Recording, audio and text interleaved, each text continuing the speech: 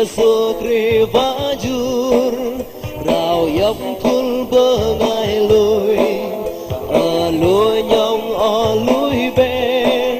rồi tơ tròn rồi cơ sư bên ra giang Yesus Rivajur và giang ta lan đi con bơ ngài buồn do những sự phạt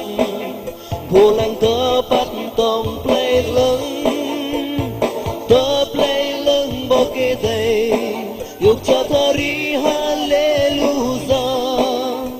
bone ko krazang ti maari ling lang ning moin di con bơ ngai cô tân bất anap sư lờ bơ ngai ôn tơ trong giấc krazang way bo lam chơ ngâu Razang Yesus Kristus, pasek telan di con bơ ngài bu doj sư phạt, bu lăng tơ bắt tông play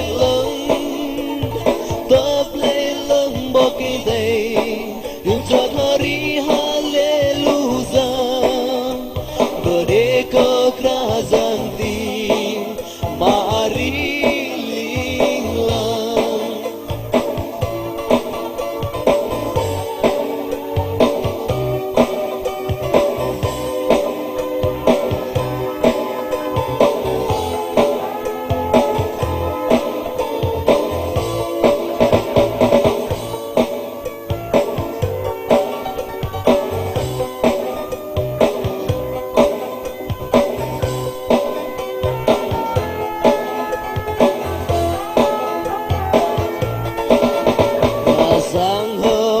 play lưng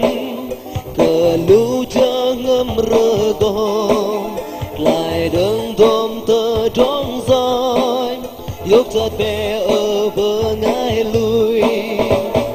Razang Yesus Kristus và sẽ ta lang đi con bờ ngài vu doj sư phạt vô lăng tơ bắt tông play lưng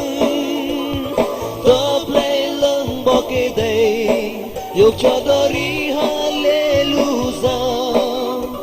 'Bone ka krazang ti maari ling lang. Razang Yesus Kristus, pasek telan di kon bơ ngài, bơ ngài bu doj sư phạt, vô lăng tơ bắt tông play lưng, tơ play lưng boke day yuk chadari hallelujah, 'Bone ka krazang ti maari ling lang. Razang Yesus Kristus, pasek telan di kon bơ ngài, bơ ngài bu doj sư phạt, vô lăng tơ bắt tông play lưng, tơ play lưng boke day yuk chadari hallelujah, 'Bone ka krazang ti maari ling lang. Razang Yesus Kristus, pasek telan di kon bơ ngài bu doj sư phạt, vô lăng tơ bắt tông play lưng boke day yuk chatari hallelujah, bone ka krazang ti maari